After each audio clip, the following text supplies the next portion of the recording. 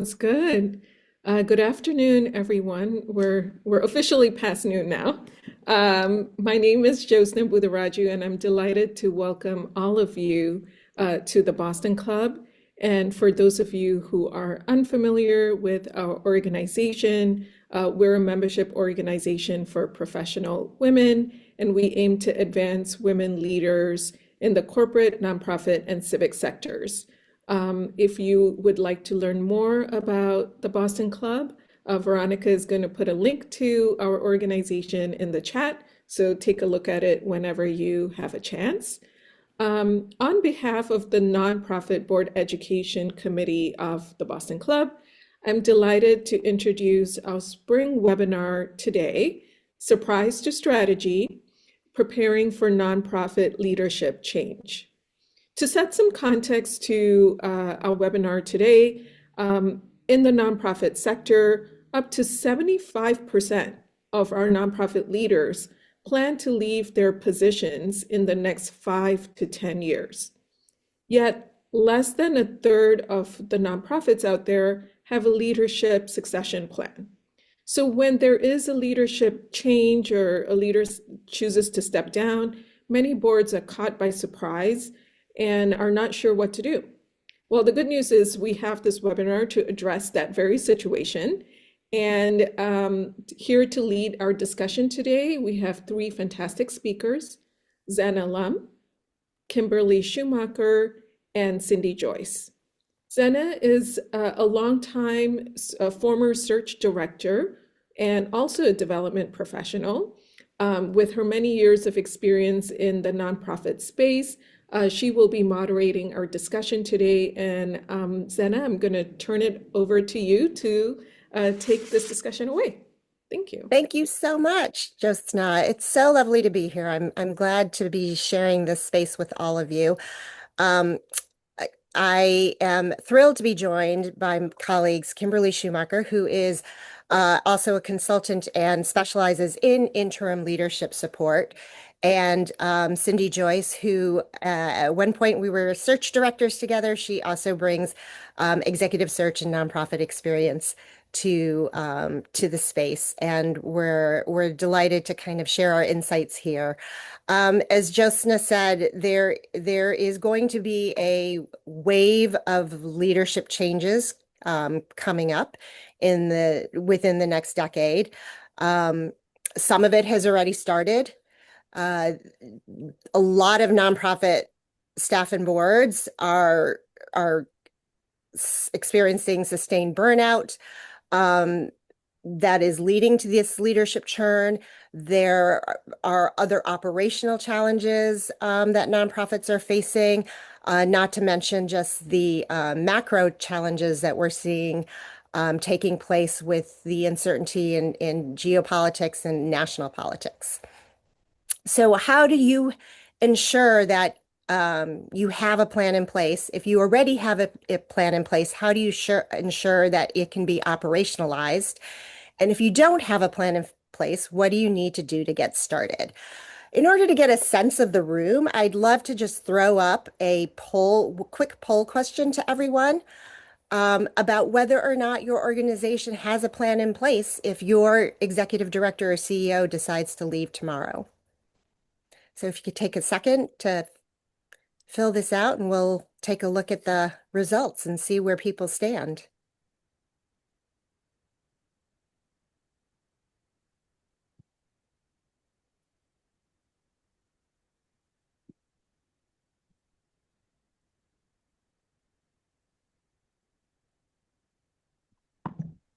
Can you see the results as they're changing? No, Not yet. I don't see it. Okay.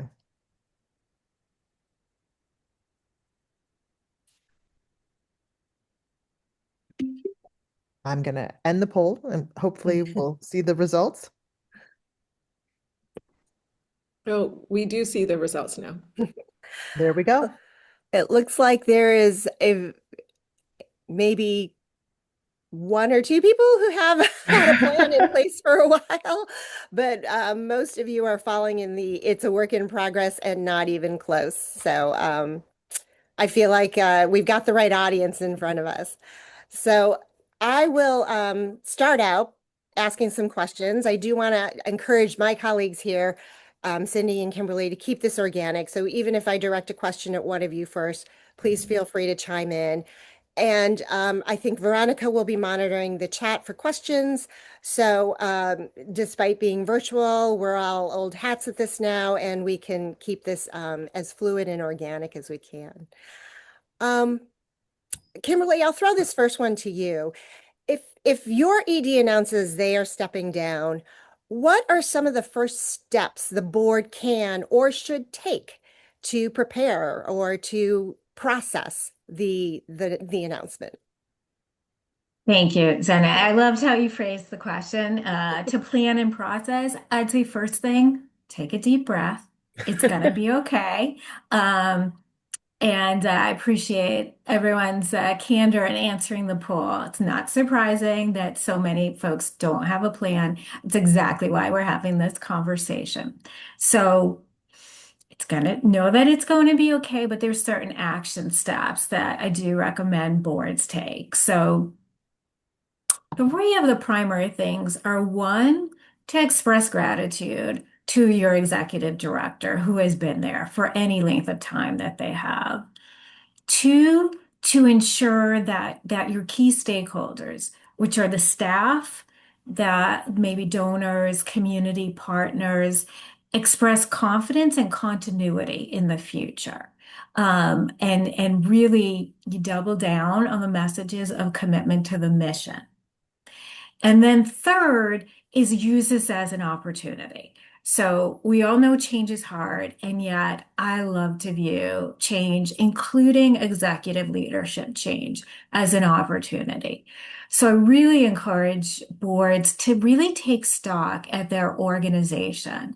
And I think of it as really the six areas of primary organizational health.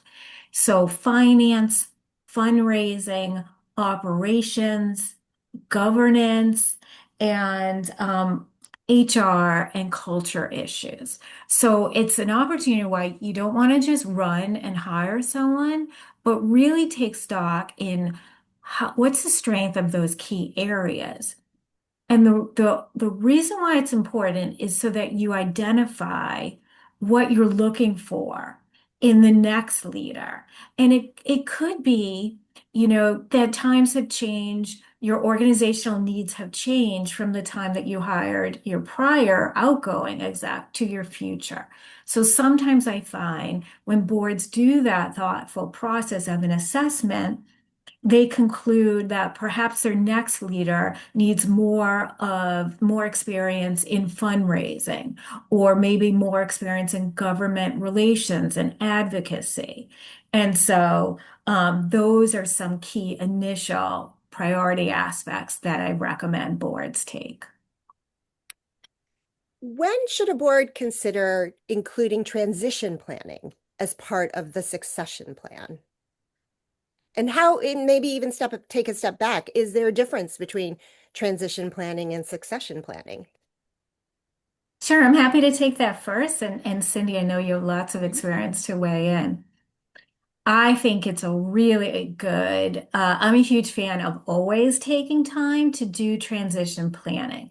And in some cases, that'll mean actually deciding to put in an interim executive director while the search is going on for your permanent director, or taking time to really to do the following. So when there is an interim executive director, that individual can also support the board in the organizational assessment that I referenced, and that will help hone in and shape the job description and the profile for the executive director. I particularly find the transition planning is even more important when there's been a long time executive director in place. As you can imagine, we're all in nonprofits. It's all about relationships. So it can be really hard for staff in particular when they've had a long time and beloved leader leave. And whoever gets hired next, they're not going to be the same person. And so that's all the more reason to pause, convey confidence in the future to staff again and all the stakeholders and really be thoughtful about what you need for the future of the organization. Cindy, any additional thoughts, advice? Yes, I think it's a great time. I agree with doing a transition plan, and I think part of that is doing a listening tour with your stakeholders. So make it a safe space. Do not have the outgoing CEO or executive director as part of it. And that can also help shape the transition, but making sure that they have a voice in the transition plan. But I've done 3 searches in the past year where it's someone who's been in the role for 20 plus years. Half of the board were sort of like business as usual with the next person. The other half, the half that I agreed with, said, we have to pause. We need to really be thoughtful about this because the person we hired 20, 30 years ago, the world has changed, the role has changed. And it's not who can keep the organization going business as usual, who can help carry the organization into the future. I love that. Cindy, what are some of the considerations to evaluate whether an org should undertake a search for a replacement or for an interim? Is this something that you've had experience with helping some of your clients? I have, yes. And I look at this both as a search director and I've been on a board and I recently was on a presidential search committee for my alma mater. In that case, the person was staying in place. I've also been on a board where a short-term executive director announced their departure. It literally gave 2 weeks and everyone was in a panic. And I was the one using Kimberly's advice of everyone just breathe. Take a step back. Do not be reactive. And it's hard not to be reactive in the moment. And it's hard to think they gave a 2 week notice. We don't have time to be proactive. You can.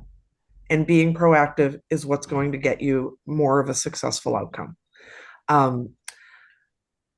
I think that one of the key things with clients, in my experience, is being really thoughtful about realistically how long will this take and getting a search committee together. But the search committee ultimately is also the folks that are saying, we're searching for the replacement, but what's going to happen in the interim? So using the search committee kind of into 2 ways. One, to identify an interim option, one to work to fill the role going forward. Great. Kimberly, have you had experiences working with organizations where they ultimately decided to employ yourself or use an interim after initially undertaking a search for a full-time replacement? In all of my instances, the decision was made first to put in an interim executive director, which would help inform the profile of who would be hired for the permanent. Yeah. That sounds like a very thoughtful approach then, and not someone who was hitting the panic button. I'd have had panic before they called me, maybe a little in the beginning. And then part of my responsibility when I enter an organization is to help bring the stability and confidence during the interim period. I really see it as a bridge from the prior exec to the next executive director and supporting the organization, which is a very it's a sacred time and again, particularly I think a lot about staff. It can be really hard. It's hard for the board and it's hard for staff. And I'm really conscious of holding both of those really close and supporting the folks and the emotions and sentiments at the upfront priority in addition to the actual process and operational work to be done. So there was a question that popped up in chat that it's also a good segue to this next question. Um, if an org decides to engage in interim, how long does an interim usually serve? And how would the scope of responsibilities for an interim differ from a permanent leader? Sure, great questions. So the average tenure for interim executive directors is 6 to 15 months, which is a wide span. What happens sometimes is, as Cindy referenced, the search for the permanent ED can take longer than anticipated, and your interim exec should be there until the hiring and help with the onboarding of the permanent executive director. So that's why like that wide range between 6 and 15 months, that's why it can vary so much. And how does it differ? It's very different. The role of the interim director versus the permanent executive director, which you should take in mind when you think about who's the right candidate you're going to bring in for each of those roles.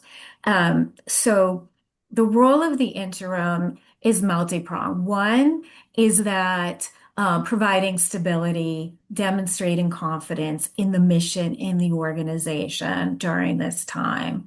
Two is helping the board understand any organizational issues that are in need of attention.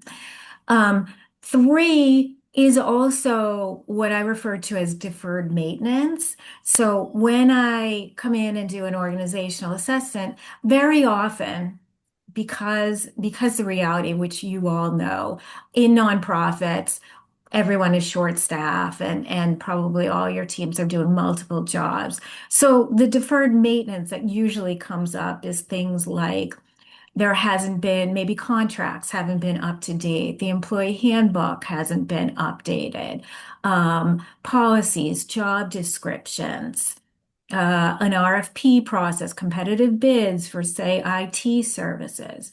Those things I make sure I give attention to because that's not how you want your brand new executive director to have to spend their time when they come in, but you want it in place. Also, oftentimes it's looking at the organizational structure with a different eye and making sure that the structure is positioned for long-term growth and impact for the organization. Right. And then ultimately, the interim thinks about what should be done to position the organization to be able to hire the strongest, most talented candidate who's going to be successful for your longtime executive director. A couple more questions popped up in the chat, and I'm going to kind of keep these in the flow because they're related. What are some of the common pitfalls organizations confront when suddenly facing the prospect of losing a leader? And kind of segueing from that, what would you say about identifying either an internal or external interim in this kind of transitional period for leadership of the organization during this time?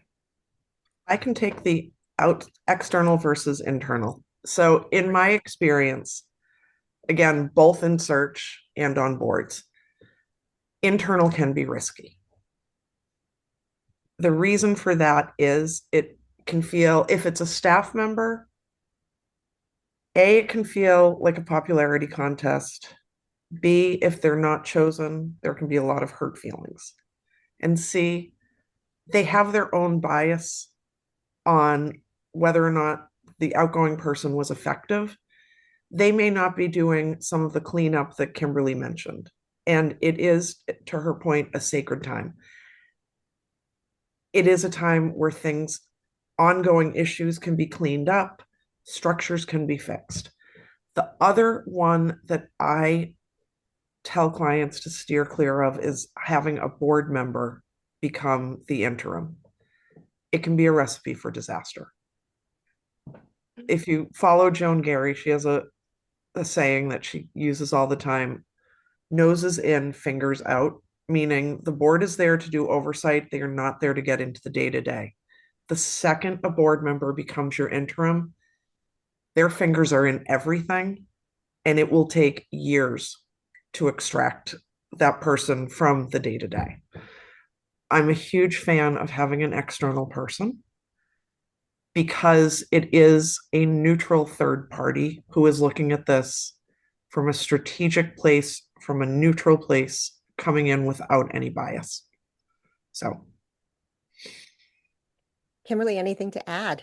Well, as always, I agree with Cindy. And and I would add, when it's an internal staff person, it's a really hard position for that person to be in because they don't know if they're going to get the job and what happens if they don't. right. And that's really hard for the organization and the individual as well.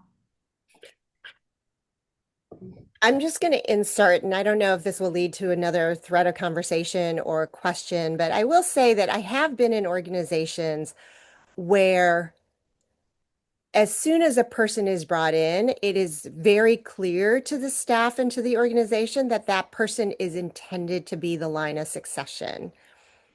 Um, and and in some ways, I think, it's a 2 or even 3 year process because it's acclimating that person to the organization, acclimating that person through operations and administration. And in the case that I am coming from, it was very successful. It in terms of the transition and in terms of being able to bring in someone business as usual. Do you see that model? I think I'm thinking in terms of current times. Do you see that model as something that can still be successful, or do you think that the unpredictability of our immediate kind of political, financial, geopolitical situation doesn't necessarily make that road as smooth as it might have been, 10 years ago? Either one of you. Kimberly, do I'm you want happy to? to take it if you want. Sure. I think that can be a successful succession planning strategy. And you're right, I've seen that. Sometimes it's the vice president or executive vice president with an intention. Um, and I think it's good. It's it's like in life, at least I think about this in my personal life. You should be as planful as possible while acknowledging the world change sometimes, or your plans change or things Right. change, right? So I think it's that. I think, like, again, that can be a very good plan for succession planning, and it can work out really well. Mhm. But then we know sometimes, for example, I worked with an organization that the CEO at the time had told a vice president they would be the successor. And then they left. And the board was not in agreement with that succession plan.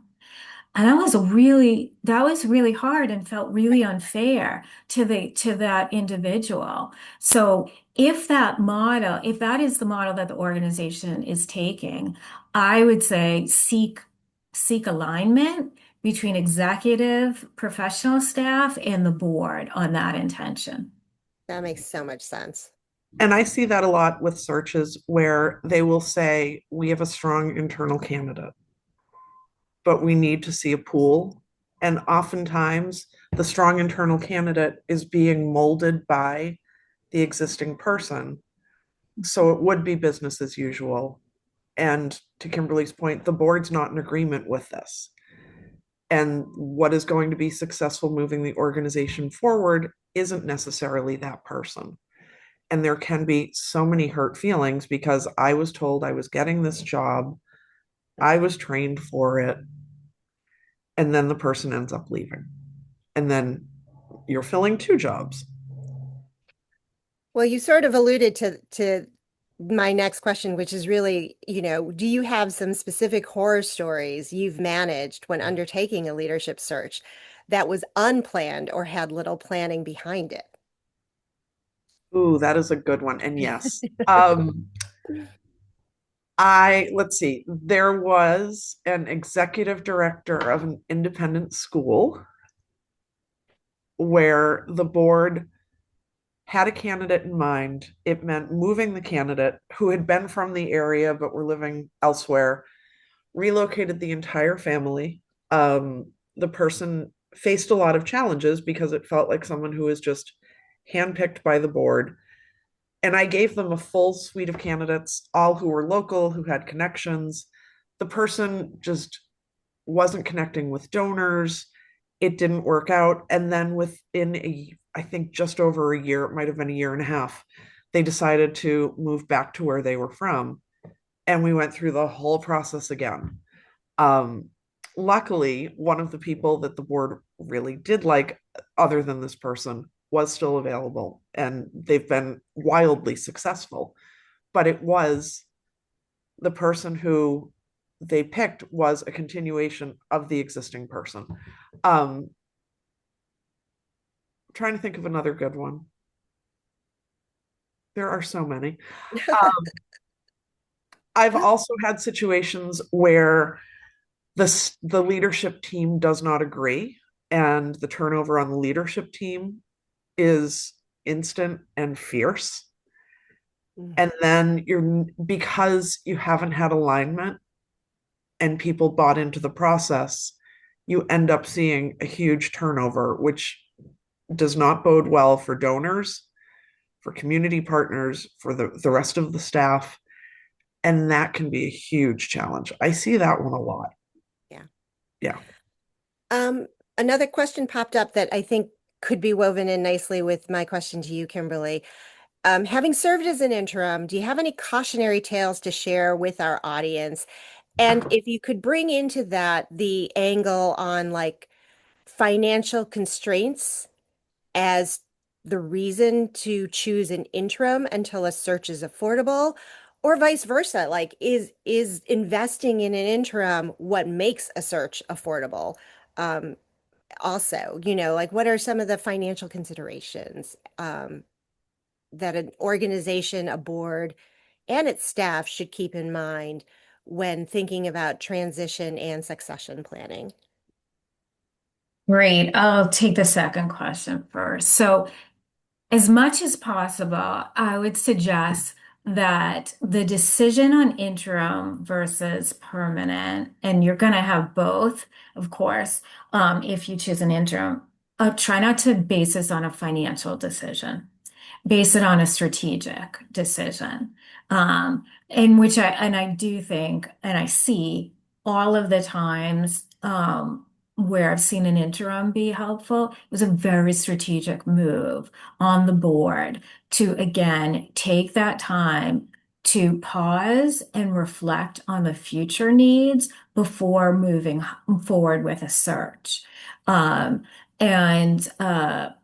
so and then I've seen in those cases the board retains the search firm or model based on their financial availability and the expertise that's out there. So again, I'd say as much as possible, don't have the financials be the driver of the model. Have it be more strategic. And what was the other question? I'm sorry, Oh, Zena, just that you like wanted any to. other kind of cautionary tales to Oh share yeah. with the audience, having served Oh as yeah, an yeah. Thank you. yeah. Um, okay, so sometimes when an executive leader leaves, the staff who are there will decide they can co-lead and they'll present that option to the board. And so I saw that once the three top leaders, professional leaders, went to the board and said, "We got this. We're going to be your interim co-leads until there's a search." I did not recommend that because they had full-time jobs to do and a lack of executive leadership experience. And third, it's very hard to co-lead among three people. Um, and I've also seen the other one that didn't work is the board swooping in. Like I use those words because that's how it felt to staff. Either as a collective, like the multiple board leaders, or one who is self-appointed.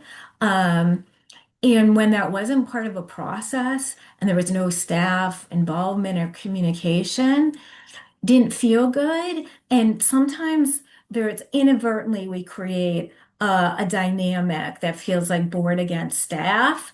And that's not what we want. Of course, we want alignment. Um, you did ask the other question I wanted to speak to is we talked about pitfalls, but then I think about what's critical for success. Um, and this is true of whether it's a permanent executive director or interim, is the open communication and alignment between the executive leader and the board chair and the full board is critical.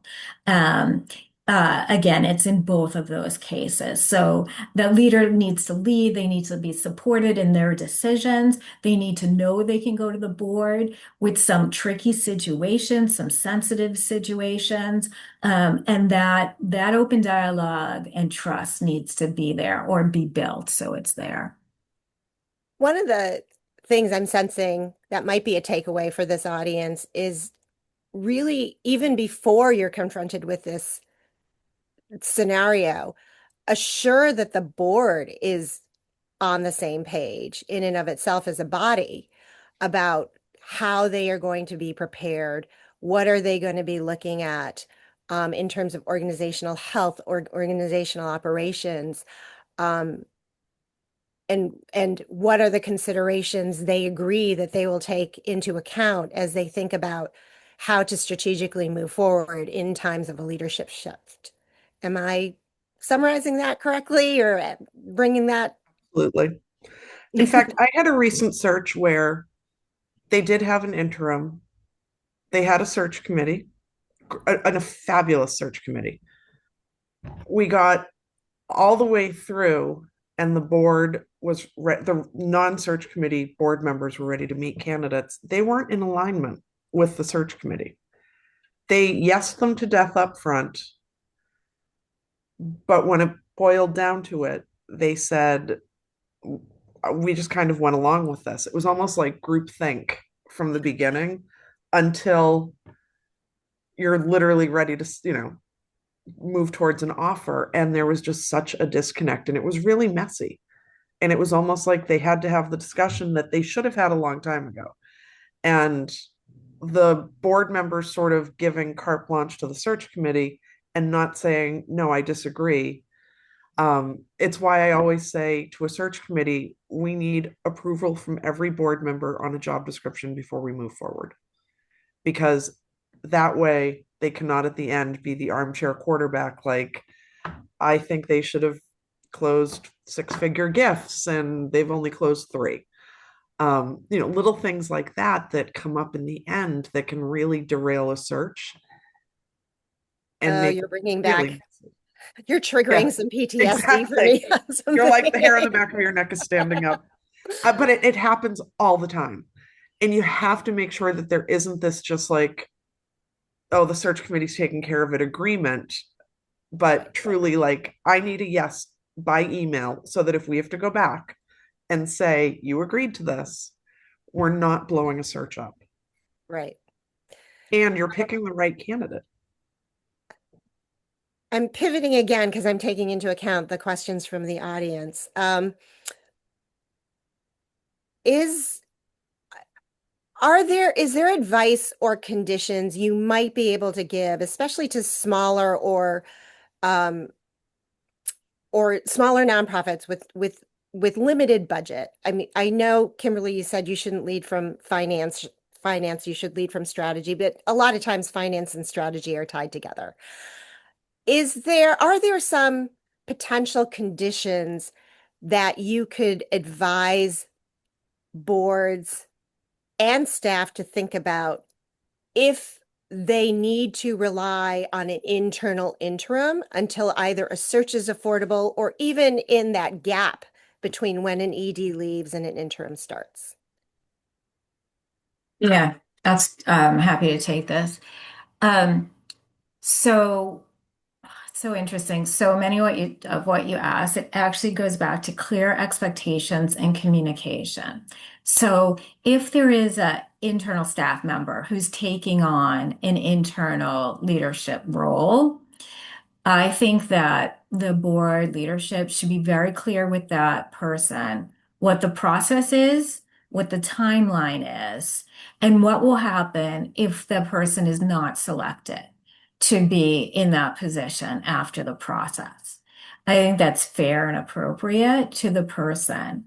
Also, the communication is incredibly important. So I saw someone put in the chat, the way the internal candidate is set up is really important because chances are they're going from being a peer to their teammates to their supervisor in this internal leadership capability. That transition is extremely significant and the change in relationship.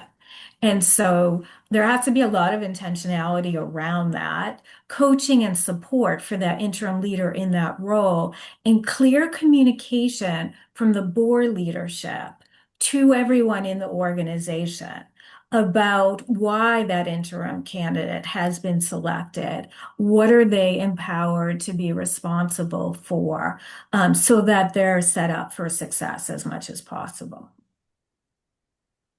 That's And then I'd great. say on the flip side, when you get to the end, if they are not the one selected, clear communication of their, you know, gratitude beyond gratitude for what they did, but also the new one is starting, they'll be assuming the role so that people aren't running to that internal interim when the new person has started, because that can get really messy too. You need to have a clear cut, and maybe it's not on start date. Maybe it's we're going to give them 2, 3, 4 weeks, the new person, time to acclimate. And then on April 1, they are fully assuming the role. Maybe it's that they're doing a listening tour and meeting with donors before taking that on, but having sort of for lack of a better term, a drop dead date where it's okay, no longer in the interim role, everything goes to that person. But I think you're probably hearing the word communication a lot. We cannot underscore communication enough. Yes. I think it's very easy, I think, when we're in times of crisis to sort of hyper focus and tunnel vision on the immediate problem at hand. And I think one of the things boards have to do in their governance role is realize that they are part of an ecosystem, that they Yes. are, this is a holistic endeavor, and no one should be left behind or out of the picture. Maybe not throughout the whole process, but at every stage of the process, there should be consideration. Who are the immediate stakeholders that we need to engage? How are these stakeholders related to the other group that we just talked to, and make sure that there is real alignment, I think. Absolutely. Flipping the scenario a bit, and we talked about this at the top of as we were prepping for this.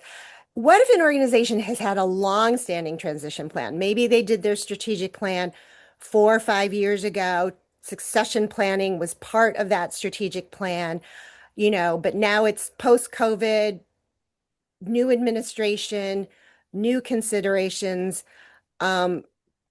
What might be some of the pros, and how should a board think about their succession plan? How often should they review it if they've had one long-standing? Constantly. I always say to organizations, a strategic plan, first of all, we've had this conversation amongst us. 5-year strategic plans are tough. A 1-year strategic plan, I mean, things change daily. I think that it should be reviewed at least every 6 months. The same with succession plans. Yeah. It can't be put on a shelf, dust it off when you need it, open it up, like hear the binding crack because it's so old. It has to be a living, breathing document, if you will. Yeah. I couldn't agree more. Many of our organizations, the organizations who did a plan even 2 weeks before COVID, and COVID happened, and we all needed new plans and priorities. So I agree with that. I saw in the chat, someone asked the great question about what else should be in a succession plan. Um, So communication is the word of the day. So I think about, so if there should be a communications plan, right, about internal and external stakeholders. So, for example, many of our nonprofits are affiliates, local affiliates of regional or national organizations.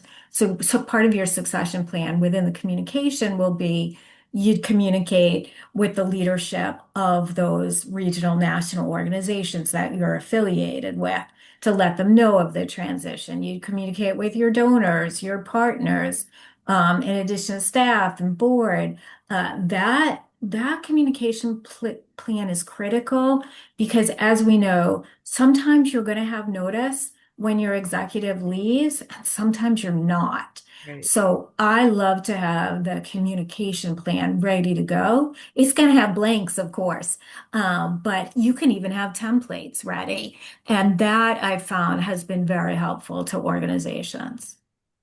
It's almost like back in the old days before we had email and DMs, we had those snow trees. Remember those emergency Yeah. call snow trees? Maybe Exactly. having that kind of emergency snow tree order of calls should the unexpected happen. Who gets the first call and what are they responsible for? Who do they need to connect with and That's right. so on and so forth. Absolutely. I'm really going to date myself, and it's going to be like that Fabergé hair commercial where it's like, and I told two friends, and they told two friends. Um, I was wondering if I had another question. Of course, I got totally off track. We were just talking about um, communication. Oh, right. So at the top of the conversation, we started with incorporating transition planning as part of your succession planning. What about onboarding? How much of a consideration should that be in terms of a succession plan? A Either one. lot. Incredibly. Yes, Lon, it's incredibly important. Um, yeah, I mean, I always think about like, what if it was myself and you're all of a sudden you're in a brand new organization you know nothing about. What do you need to know? What information do you need? Who can tell you that? Um, and there should be planning around that before it happens as well. The way I think about the onboarding is I do it I love to keep things simple. And so I think about it the same way I had referenced in the beginning about like the 6 key areas of organizational health. I think of the same thing when onboarding the next executive. And it's what information do they need? What artifacts or documents do they need? You know, things like bylaws, contracts, financials. And then the third is access to the information. So that can be like links. Where is it stored? Access can also be one of the things that can take time is when you transition leaders, like access to banks and financials and passwords. That is something you absolutely want to think about in advance. How do you do it? Who do you need to do it? And yeah, the who, the how, and the when. So it sounds as if too, one of the potential players in the planning process, at least on this at this stage, and maybe even in the beginning, obviously in the beginning stages too. When I was on a board that went through a leadership transition, we really relied on our general counsel who was doing the work pro bono to help us set up signatories, you know, and things like that. So there are some in the weed issues that do need to be considered to make the transition with an interim and then the onboarding with a permanent as seamless as possible so that business can go on as usual, even if the strategic direction has changed. Absolutely. And I think with onboarding, with any employee, but especially with a leadership role, invest time and effort in onboarding. It pays off in spades. It goes to engagement, it goes to a sense of belonging, it also helps them to start to really, as Kimberly said, you come in, you essentially know nothing. You know what you've gleaned from the website, from your interviews, but they're coming in as a blank slate. Think of it as like when you're in a coloring book and you're starting to color it in.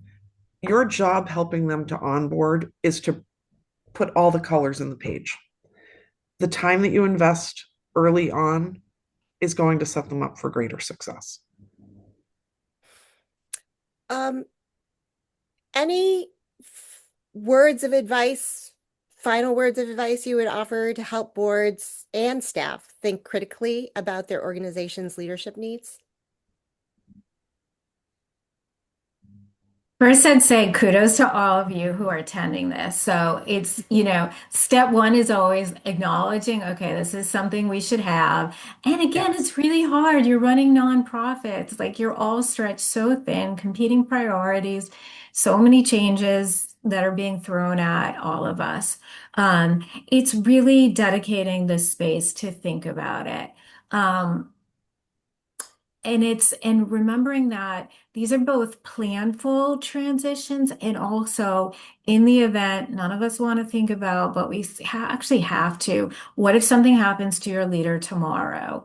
Right. Don't wish it on anyone, but what if it did? What would you do? And really have that thoughtful process with your board and outline. This does not have to be a 50-page document plan, but really outline your first steps on what you would do, how you would think about it, who you would communicate with, and put some resources together. And know that there are people, like we have a community of beautiful leaders and nonprofits, and we're all in it together, and don't hesitate to lean on others. As we know, and we shared in the beginning, uh, nonprofits, on average, every 6 years, the executive director will leave. So chances are you've been through this yourself, or a peer nonprofit has, that we can learn from each other. That's a great point. It's part of why this club exists, right? The Boston Club. It's why AFP exists. It's why WID exists. These are networks that all of us as professionals in this industry, in this sector, can rely upon. And even if we've not necessarily been active recently, that doesn't mean you don't have connections who can't connect you with somebody else. So I think for those of us in the development profession, it's all about those relationships and relying on that. Also knowing when to ask for help, I think is important. Cindy, any thoughts from you? Sort of a follow-up to your last statement. Asking for help is not a sign of weakness on behalf of an organization. Turning to your resources, peer organizations, you don't have to reinvent the wheel. If someone has been through it, if they have resources, if they know someone, don't try to go it alone. Yeah. I also think, and this is just coming out of the blue, and maybe this is because I've been doing a lot of yoga lately, but maybe thinking about who on your board is that designated calm in the middle of the storm Yes. person. Like, it doesn't have to be the board leader, but maybe that's the person who everyone can acknowledge is going to help us center, breathe, process, and can ensure that we're able to execute on the plan that we have in front of us, or recognize that we're going to have to pivot a little bit from this plan, whatever it is, but trying to find that kind of that board leader that and again, not necessarily a chair, but board member who has that quality of knowing that they're the steady hand in times of crisis. I think that's great advice. Great. Any other questions coming in from the audience? We still have a few minutes left, and I know there might be some closing updates and things like that for the Boston Club members, but happy to take any last minute questions. Thank you, Zena. I'm just going to pause for a minute. If folks have questions, please feel free to unmute yourselves and just fire away.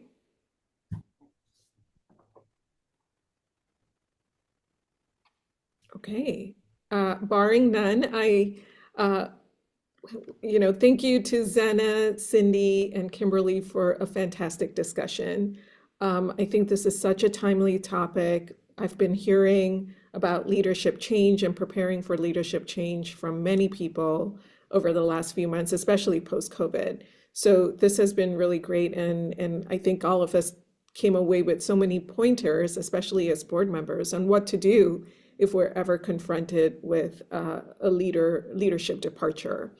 For those who are on boards and you're worried about what your nonprofit is going to do if there is a departure, please remember we have the nonprofit board committee, and use the club's nonprofit board committee as a resource. We have a wealth of information and experience with nonprofit. We have many people who work for nonprofits and sit on boards. So feel free to reach out to our leaders, Rita Advani and Kim Lee, who can help you with any information needs that you have. Again, Kimberly, Cindy, and Zena, thank you all so much. This was great. And we have recorded this discussion. So soon after everything is done and we can wrap everything up, Veronica will be able to share a link to this discussion. I did Thank want to you. just make one final comment based on a comment I just read in the chat. Yes. I think if you are just starting this process or you're in the process of about to review what plans you might have in place, it can be overwhelming to think about things all at once, especially as this commenter had mentioned, everything lives in the ED's head, and if they leave tomorrow, it's just like overwhelming. I think even if you made it a standing board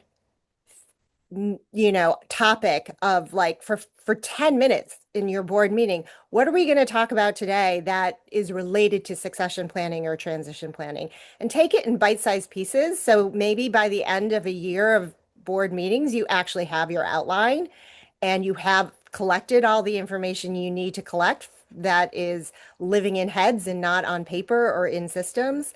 So I think the more you can get ahead of it and the more you can tackle it kind of in bite-sized pieces, the less overwhelming and less panic you'll feel.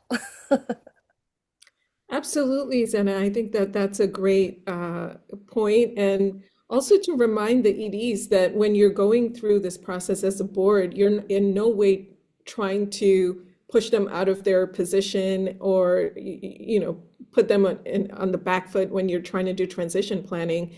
You're just preparing. It's kind of like paying for your insurance. You hope for the best and prepare for the worst. So it's your insurance plan. And hopefully every good leader, I had a boss once tell me that his best boss once said, a good leader isn't the kind of leader where the organization will fall apart when they leave. A good leader is the kind of leader who knows that they're leaving the organization in good hands, and the organization will continue beyond their tenure with that org. So I would even say maybe as part of the interview process for the next permanent, you incorporate a leadership transition question and ask how they might be thinking about that or how they would contribute to the sustainability of the organization above and beyond their tenure. Great question. Yeah. Well, again, thank you all. This was great. And look out for Veronica's email with a recording. And for Boston Club members, we have an event today at 200 Clarendon Street. It is in celebration of International Women's Day. So if you have not signed up or have not put it on your calendars, please think about attending the event this evening. Thank you, everybody. Thank you all. Thank you. Thank you.